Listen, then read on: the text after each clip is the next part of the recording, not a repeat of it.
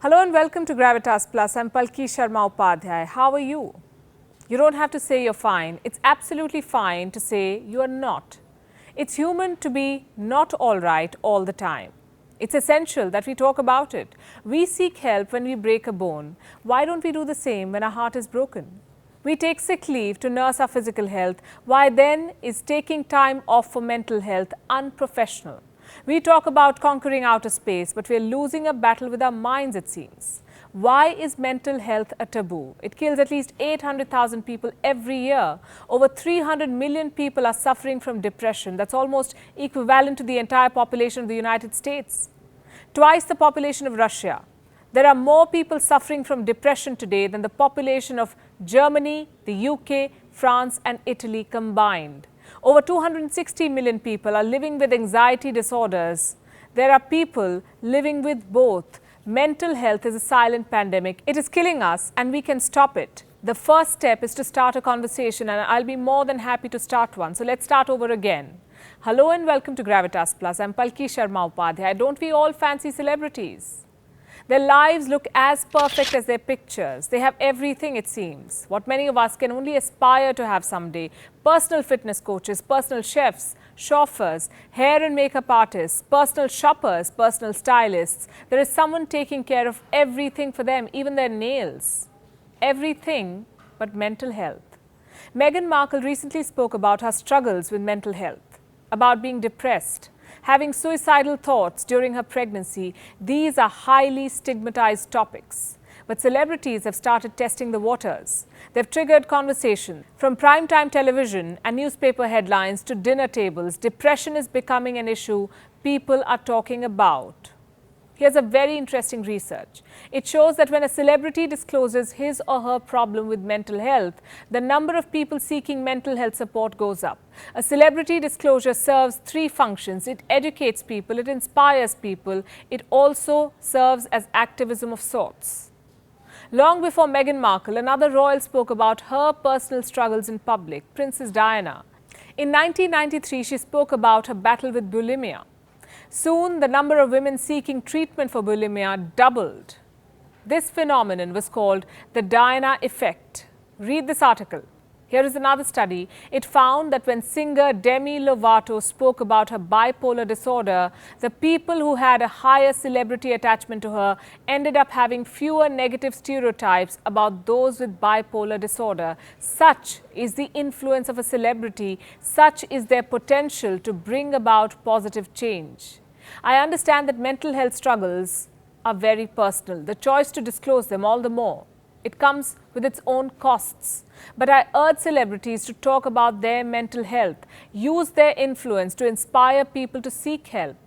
Tell them that depression, anxiety is not a taboo. I think we need to create an environment and a society that understands mental health in a better way. We live highly stressful lives. There are deadlines at work, responsibilities at home, fleeting relationships, pressure to look a certain way on social media, and all of this is bound to take a toll on our mental health. And there's nothing wrong in suffering from anxiety or depression. The problem begins when we hide it. Half of all mental illness begins at the age of 14. Most cases go undetected or untreated. The result is this: suicide, the leading cause of death among 15 to 29-year-olds. Let's try to change this trend. Let's try to understand mental health. So what is mental health? It is our emotional health, our thought patterns, our mood. Mental health dictates our decisions and behavior. Just like physical health, mental health also depends on certain factors. Number one, our genes.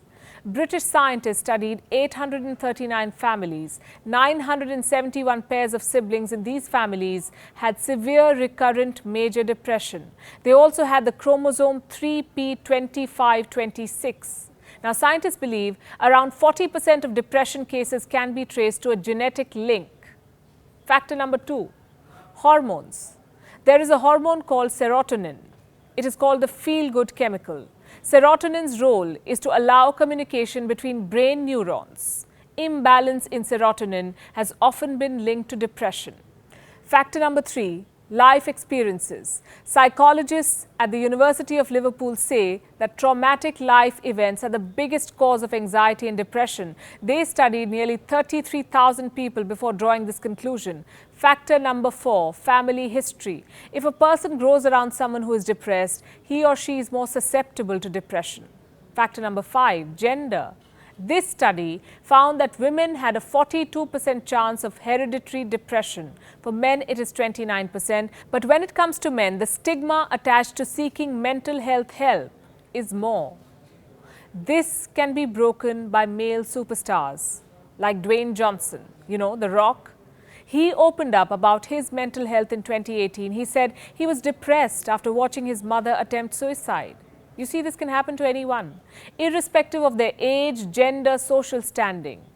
Here are some of the early signs of mental health problems: eating too much or too little, sleeping too much or too little, distancing yourself from people or your usual activities, feeling low on energy, unexplained aches and pains, feeling a sense of helplessness or hopelessness, feeling on the edge all the time, like you can break into tears anytime or yell anytime.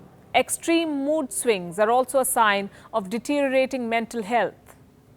You may be hearing voices in your head, having thoughts of harming yourself. Daily chores like going to work or dropping your children to school or taking care of them may start feeling too taxing.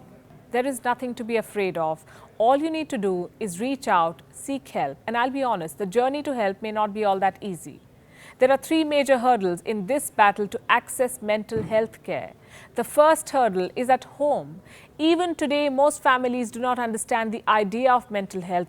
Depression is mistaken as moodiness, introversion. Depression or anxiety is also seen as something that can be treated over a dinner or a vacation.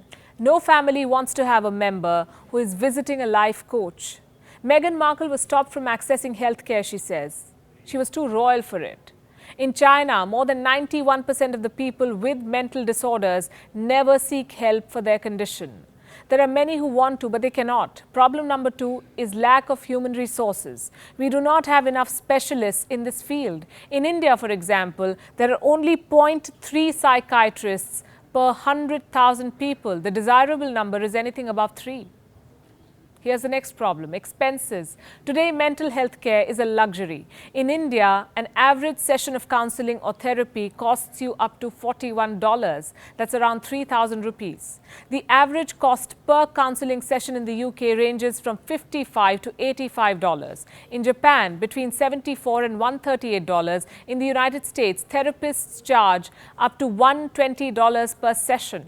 In cities like New York or Los Angeles, it jumps to $250 per hour. Imagine paying 18,000 rupees for help. Mental wellness is a $121 billion market. It needs also to heal people. Mental health care can no longer be a luxury, and you can help in making it accessible. You know how?